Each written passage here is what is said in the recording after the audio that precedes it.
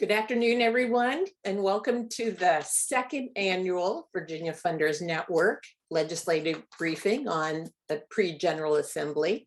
We're delighted to have all of you here today and joining us. This is our first event of the year, and we're thrilled that we have so many members joining us, and really thrilled with the two terrific panelists that are joining us today to give us all a briefing about what we can expect starting next week with the General Assembly in the Commonwealth. I'm Robin Mockenhaupt. I'm the Director of Policy and Advocacy for the Virginia Funders Network, and I'm delighted to be welcoming all of you to the session today.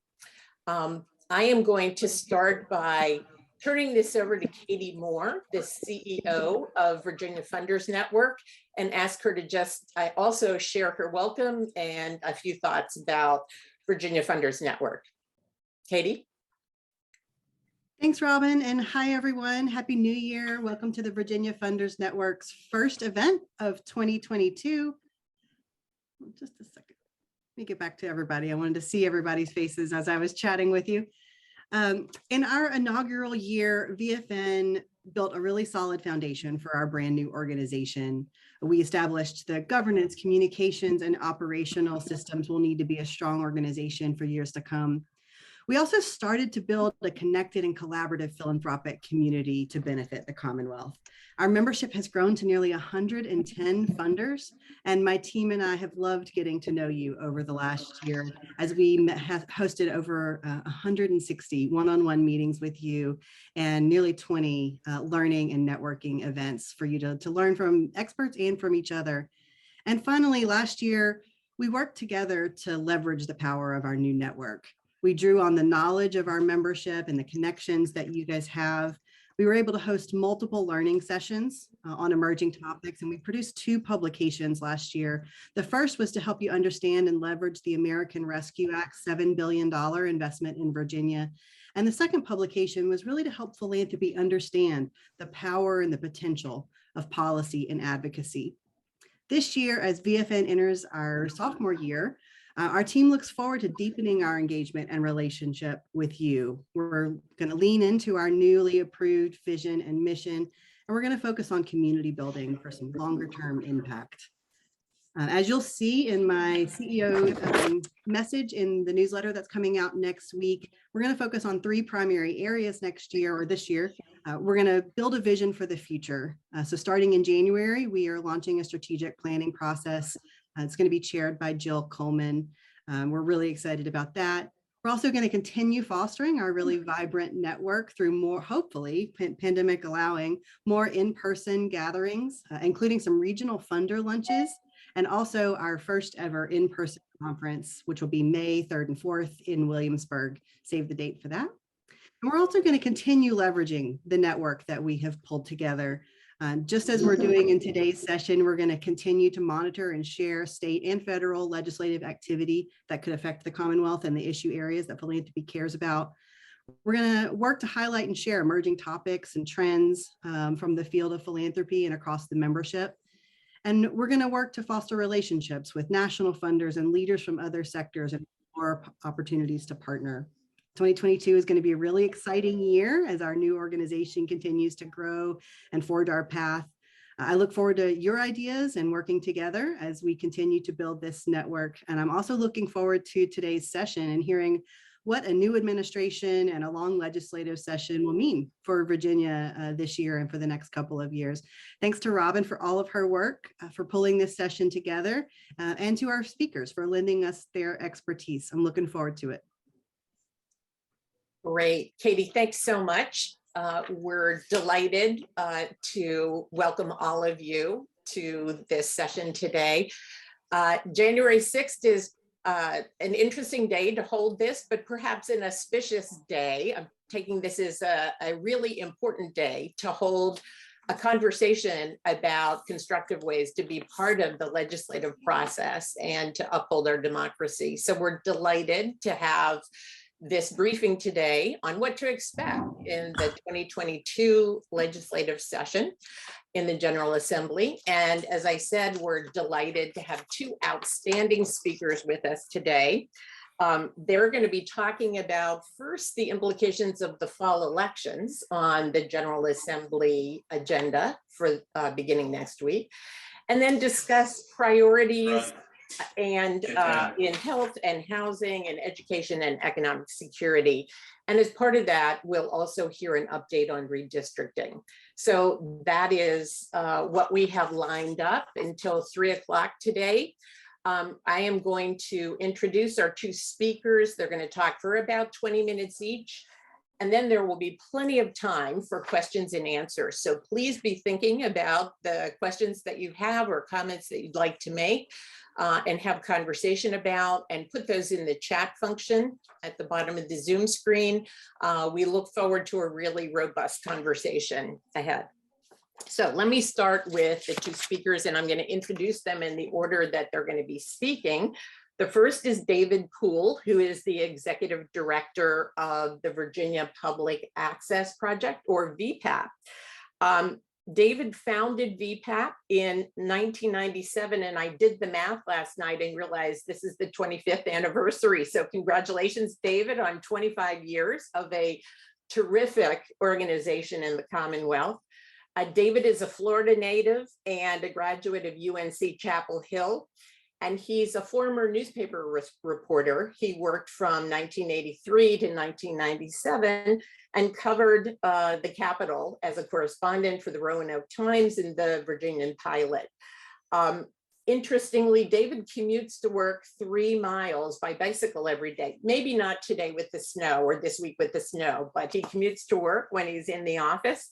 And we're really delighted to have him as part of our panelists today. And our second speaker is Phil Hernandez, the Senior Vice President for Policy and Advocacy with the Commonwealth Institute, also a terrific resource for the state of Virginia. Phil works to maximize the impact of the Commonwealth Institute's policy, analysis, advocacy, and legislative engagement. He's worked with partners on legislation to increase Virginia's minimum wage, strengthen unemployment insurance, and repeal some of the most onerous court debt collection practices. Previously, Phil was an attorney with the National Employment Law Project. He also worked in President Obama's White House Domestic Policy Council. Phil holds a JD from Berkeley School of Law and a BA from William and Mary, and he's an active member of the Virginia State Bar. So I hope you'll help me welcome both of these speakers. I just have to say personally that I feel so happy to be a Virginia resident and have organizations like these two, VPAP and the Commonwealth Institute in the state, as incredible resources for us as citizens and as funders in the state. So thank you again, both of you. And I'll turn this over to David to tell us a little bit about the election, the implications for the General Assembly, and what we might keep in mind. Thank you, Robin, and thank you for having me.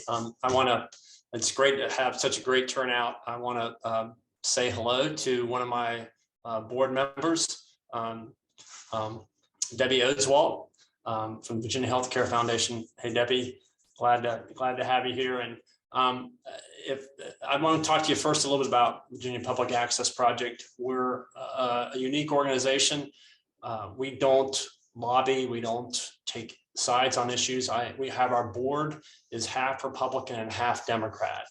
And our goal is simply to make information available to the public so they can make up their own minds. We leave room for people to draw their own conclusions.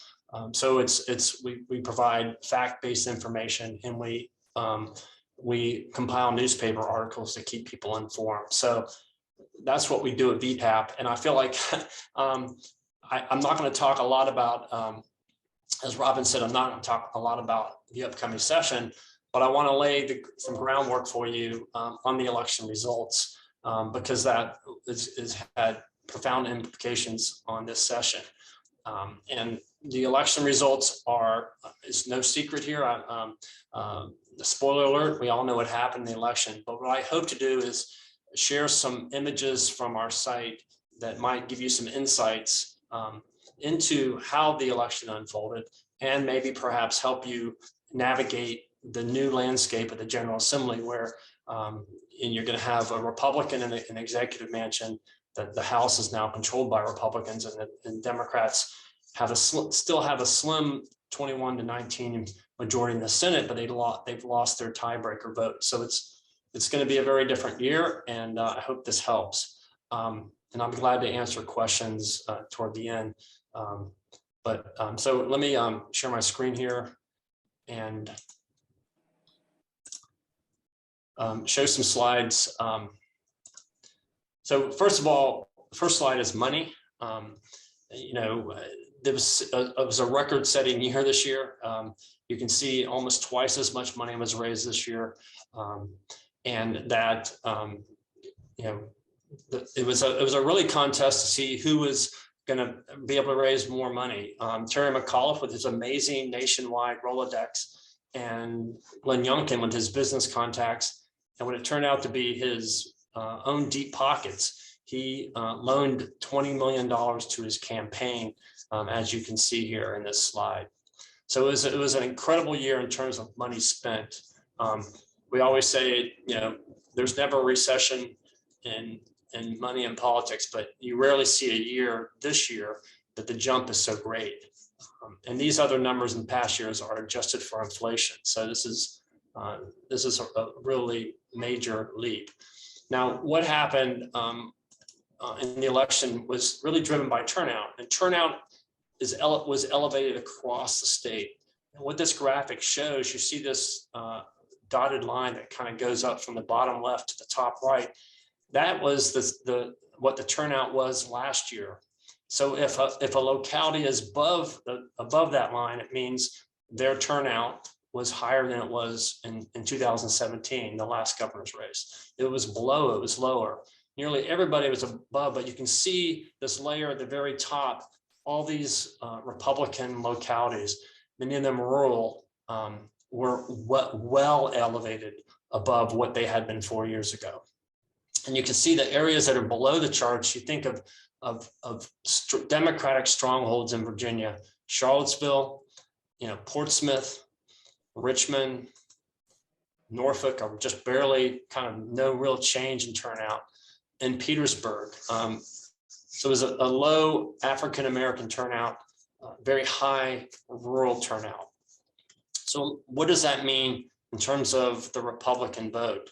This next visual shows the proportion of votes that Republican candidates for governor have received in 4 previous cycles. And you can see that, for instance, if you look at 2005 on the left, you can see Southwest and South Side was elevated. That's the year you had a regional favorite son, Jerry Kilgore, running in the South Side. And then the next year in 2009, you had Bob McDonald with the Tidewater turnout went up a little bit more. But you can see that these regions are pretty much the same, right? There's not a whole lot of difference.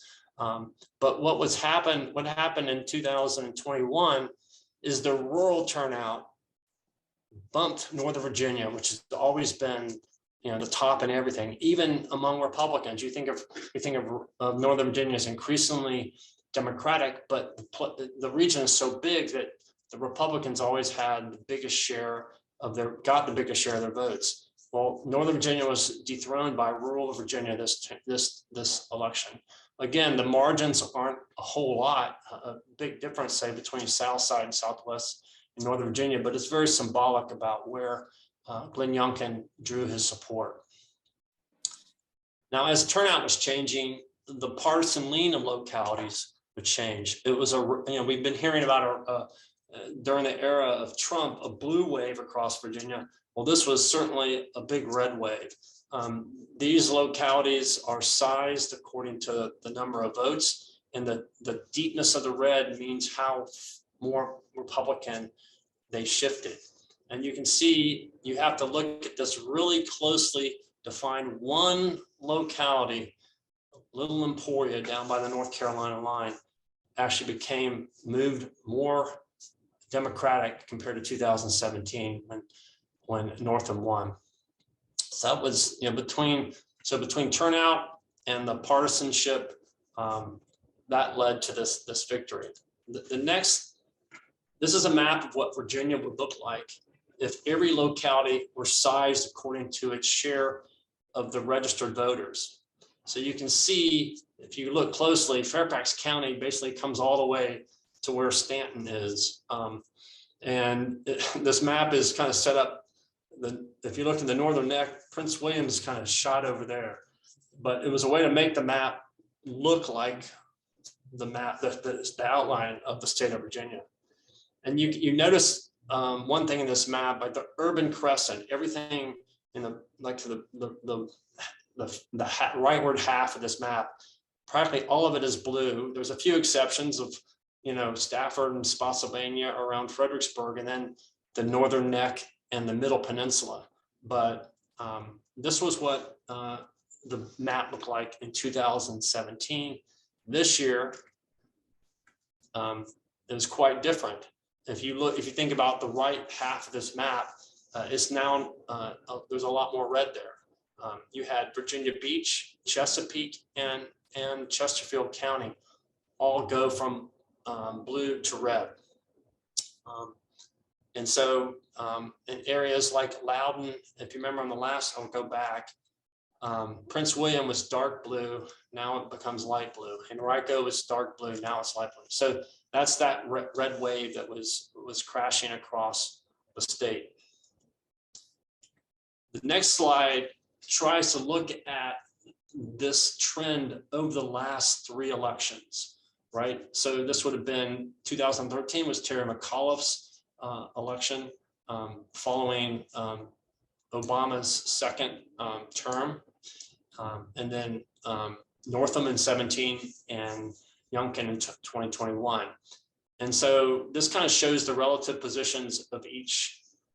This was the statewide turnout, right? So it was a 2-point margin in McAuliffe, a wider margin, 9 points for Northam, and then this was basically a 1.5, 2 points victory, 1.8% victory for Youngkin, the most narrow.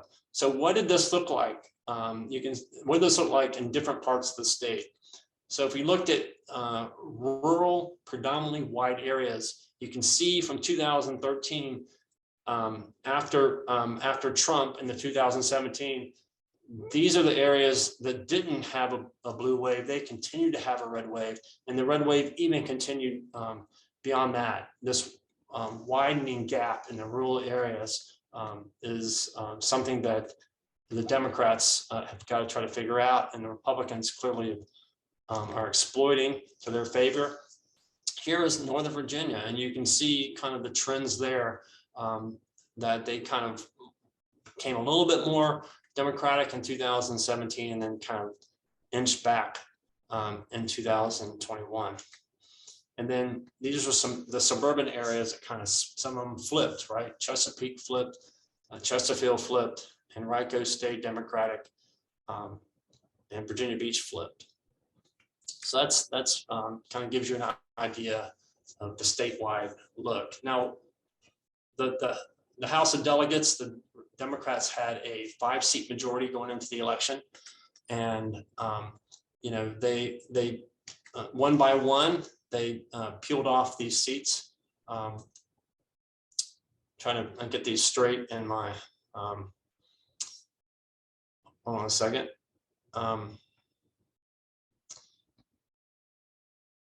I apologize. All right. Well, I can't remember exactly where all these seats were, but I know the last 2 were in Virginia Beach.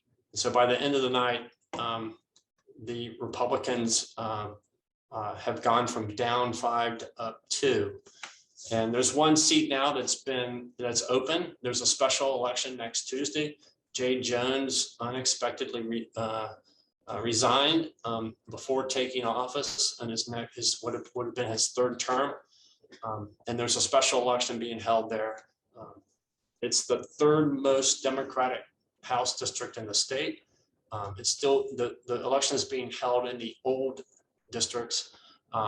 And so it's expected to be Republican, but you never know with a special election. So that's what we're looking for in the House. Now, what does this mean in terms of kind of a change of culture? This was in the last, during the Democratic control, the 2 years of Democratic controls, this was the distribution, if you can call it that, the geographic distribution of House chair and speakership. You can see just how much of it was focused in Northern Virginia. What will it look like in when the session convenes next week? Very different. There'll be no leaders right now from Northern Virginia, and they'll all be dispersed downstate. There's one more committee chair that hasn't been named. And I don't think it's in from Northern Virginia. They may have, I think the Republicans will have to elect someone from Northern Virginia to get a leadership position there. And then I'll talk about the Senate a little bit. And again, I'm gonna turn this over to Phil. He's one that can really talk about the General Assembly. But you know, as I mentioned, in the Senate, the Democrats have a 1-seat majority, 21-19. But now the Democrats, the Republicans have the tiebreaker vote. So that really reduces the Democratic margin even less. So the question is, how much will the Democratic Party, the Democratic caucus in the Senate stay together? And VPAP does a analysis of party unity. We look at votes where there is some disagreement, and we find how often members of each party vote with the majority of their party. And this is 18 of the members of the Senate. There's 2 others, Deeds and Morrissey, are far more independent. And finally, Chap Peterson is the most, I guess, independently minded member of the Senate, at least in the last session. So that's something to look at. Who, you know, how will on key votes will the Democrats hold together when their margin is now so much less? And finally, one thing VPAP doesn't do is lobby on legislation, but there's one bill that I certainly hope gets through. And this is a map from 2018, and we're all familiar with this. This is a precinct result map from the Senate race in 2018. And this is, you know, it's really helpful to understand the geographic distribution of votes. But if you followed this, you understand that starting with really the pandemic and also a change in law of for Virginia now has no excuse early voting. Before, if you wanted to vote absentee, you had to have one of a list of prescribed reasons. Now anybody can come in. It's a 45-day early voting period. It's one of the longest in the nation. And the result was in 2020 in the presidential race, nearly 2/3 of the votes were cast early. And what happens, those votes are tallied in a central absentee precinct. And so what you end up with, basically, if you looked at the results of these are election day results, you're only getting a very small picture of the election. And since most of the early votes in 2020 skewed strong to the left, you know, Trump won the election day voting by a significant margin, but he lost the early voting by even a bigger one. And there was 2/3 of the votes there. So what we've lost is this understanding of how voting takes place in different neighborhoods. We've lost a lot of the nuances. This is one reason why when the redistricting commission and the courts were redrawing boundaries, if you followed the redistricting process, they could not use 2021 results or 2020 results because of this absentee problem. But some localities, there was actually 5 of them in this election, set up their ballots to make them, give them the ability to reallocate those votes in the central absentee precinct back to the precincts where voters live. So just show you an example. Fairfax County, this was, if you had the only data available, if Fairfax hadn't done what they had done, this was the only geographic distribution of votes you would have, and that is election day voting this year. And this is kind of where it was. I think there was like 20 or a little bit more precincts that were Republican or strong Republican. But then, so they styled their ballots so that they can reallocate it. So they're able to say is, okay, this was the early in-person voting. This was the margins of people who came in and cast their ballots before the election early. Here's a distribution of early voting by mail in Fairfax County, much solidly Democratic all the way through.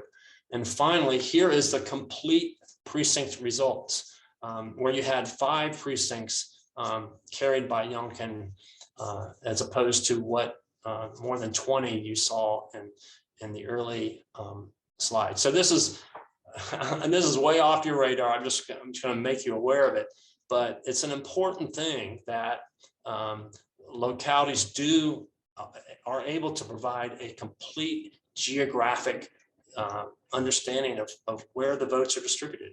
And so that's an issue that's near and dear to us, but like I said, we don't lobby here at VPAP, but if you have any questions and want to contact me, here's my contact information, and I'll make myself available for questions. And I'd like to turn it back to over so Phil can tell us about the session.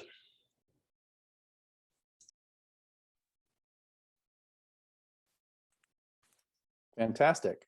Well, hello, everyone. It is so nice to be with you on this afternoon. I want to thank the Virginia Funders Network for the invitation for the second annual version of this. A lot of changes in this legislative session upcoming, so I imagine there's lots of interest in what the process will look like. Also have to say thanks to David for that great presentation. I feel like for anyone in Virginia who is interested in politics, interested in maps, those maps are like candy, and I feel like I could look at them all day. So always grateful for what VPAP does. You know, I am the Senior Vice President of Policy and Advocacy at the Commonwealth Institute for Fiscal Analysis. We big picture work to build a more equitable Virginia for all people, and you know, put together a number of research and analytical products on a variety of different issues, from healthcare to education, tax policy, et cetera. And as David alluded to, this is going to be a very, very different session than what we've seen over the last few years. We obviously have a new governor in the governor's mansion. We have a new, albeit very slim, majority in the House of Delegates, and a new lieutenant governor who will preside in the Virginia State Senate, who in certain circumstances, as David mentioned, is able to break ties. So I'm going to go ahead and share slides so we can dig into the meat of what may be coming at this session. So just one second.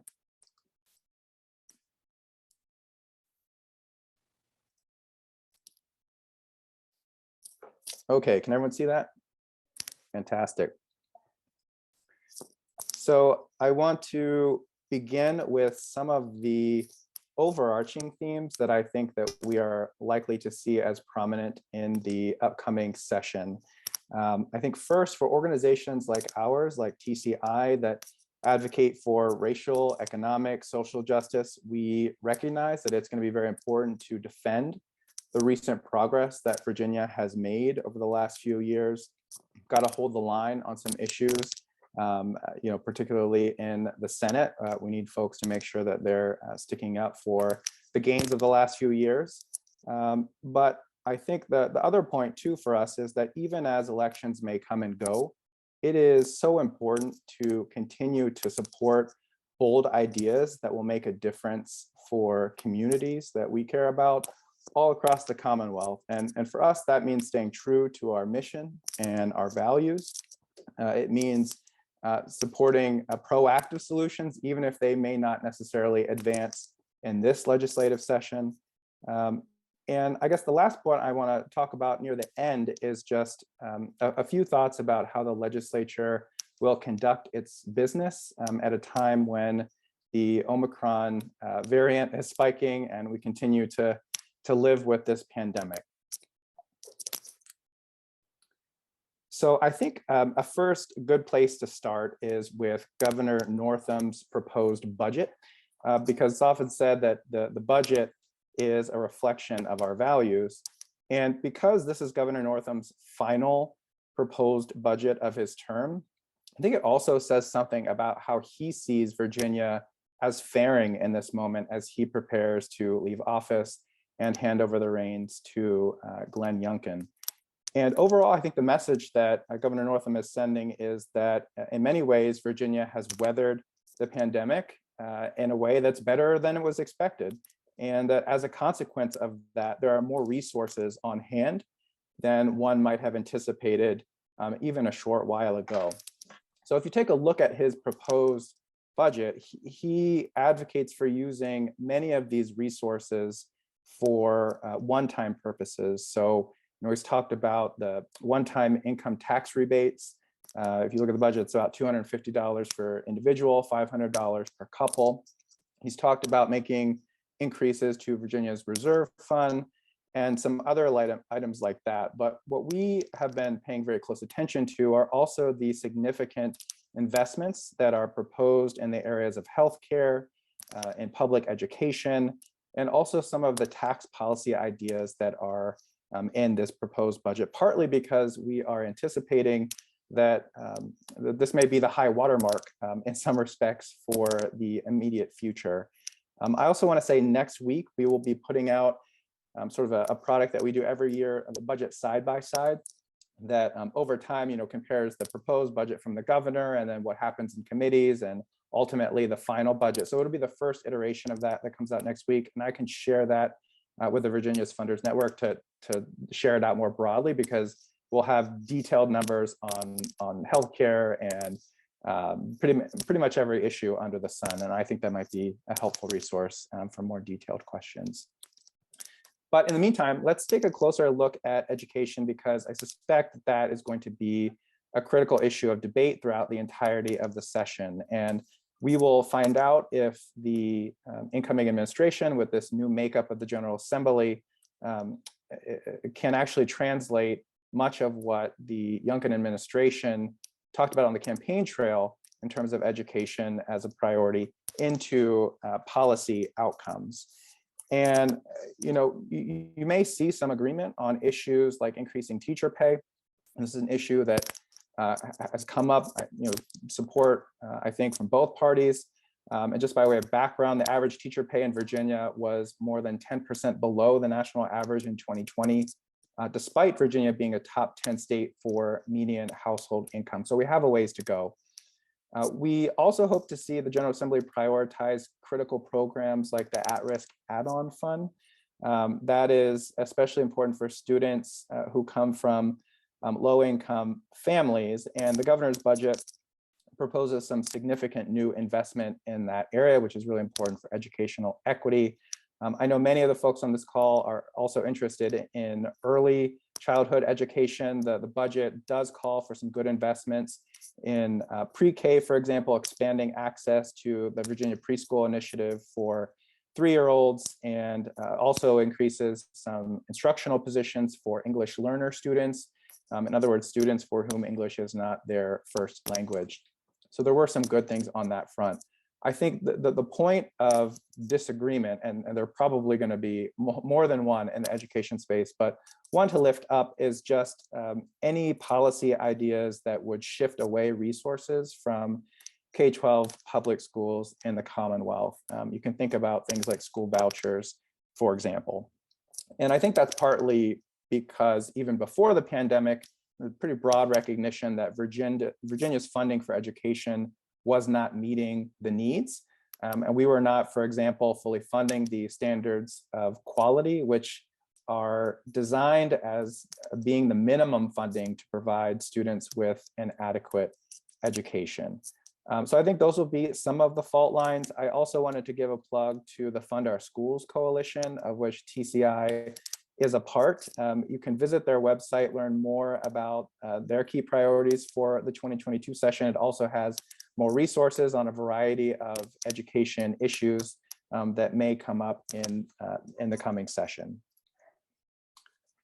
Now, I want to shift gears to tax policy, which maybe is not the most exciting issue under the sun to some, but it is very hard to make major new investments in essential priorities like education if at the same time there's an effort to implement tax reforms that risk undermining Virginia's budget and overall fiscal health and stability. And you all have seen the news. There has been a lot of conversation, I think, from the incoming administration about a number of different tax proposals.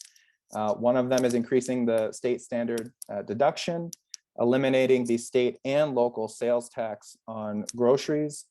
There's been discussion about pausing the recent increase to the fuels tax.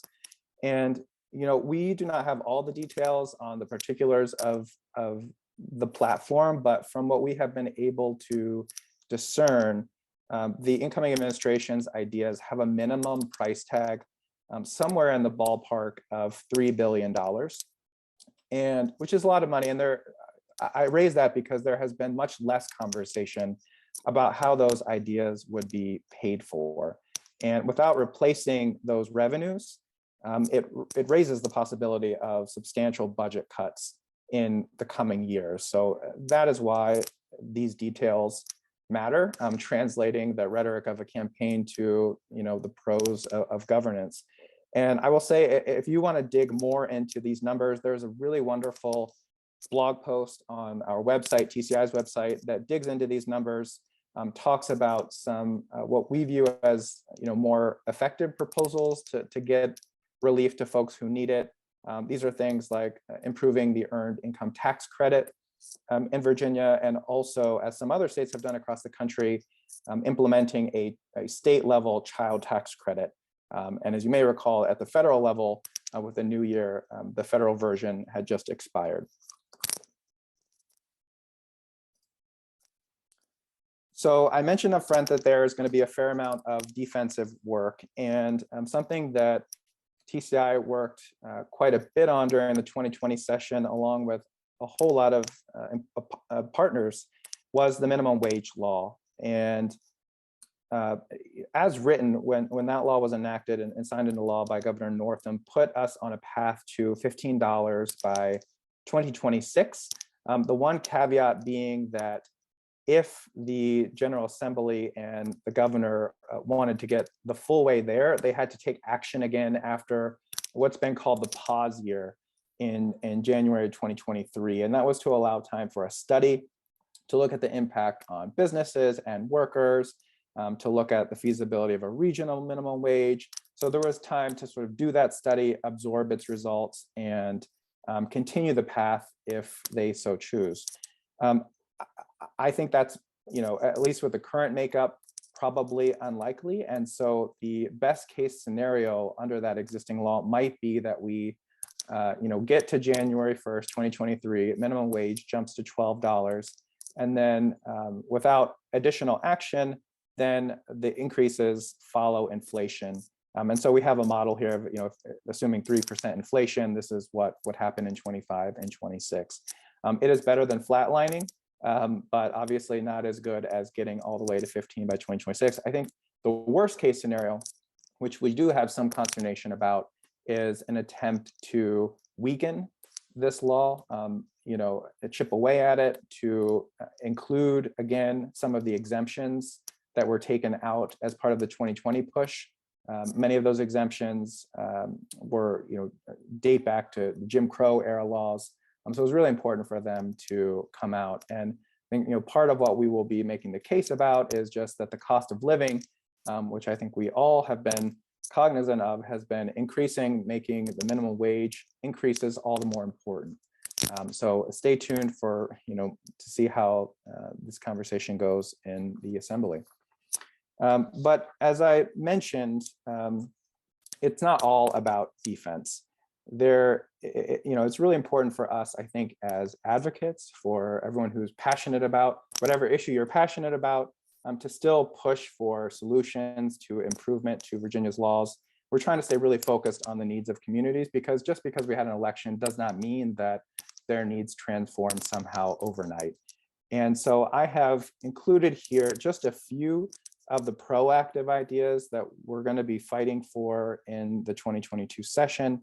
And I think because there are a number of members that, still want to push bold ideas, you'll see a lot of good bills filed in this session. And for us, from expanding health coverage to kids, regardless of their immigration status, or increasing teacher pay, helping folks who've had a brush with the criminal justice system escape some of the poverty traps that result from court debt.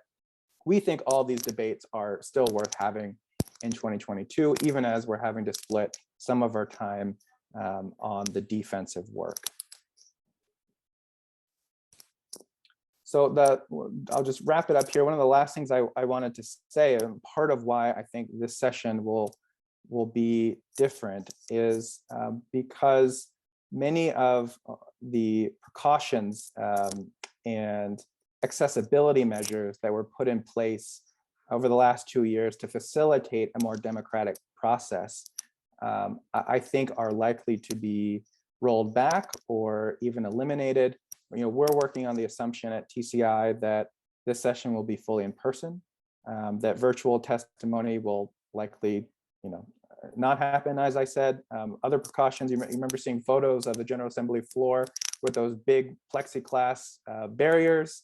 There were limits on how many people could be in committee rooms previously. So, if you've ever spent time in the General Assembly building, you know that those halls fill up really quickly. Those committee rooms have people lined up all around the room. And I think in a context where Omicron is very much with us right now, that is causing some concern for advocates, because of course we want to, do our jobs and advocate, but also keep safe. But I also want to say, I started this at the beginning, that today is the anniversary of January 6th. And, so much of our democracy happens in state capitol buildings all across the country. And in this coming session, we're going to have divided government. There's going to be very narrow majorities, and people who are also serving in the General Assembly for the first time, folks who are going to be learning the ropes. And so I think all of that comes together to sort of create an equation where if you speak up and participate, if you make your voices heard, and this may be with the sort of the traditional tools of picking up the phone or sending an email or trying to do a virtual lobby day, that you actually can make a difference in this session because of all of those things, and would encourage you to do it, of course, in a safe way. But again, I want everyone to hold on to that sense of hope, that things are possible, that we can continue to make Virginia a better place for all of us, but it's going to take all of us to get there.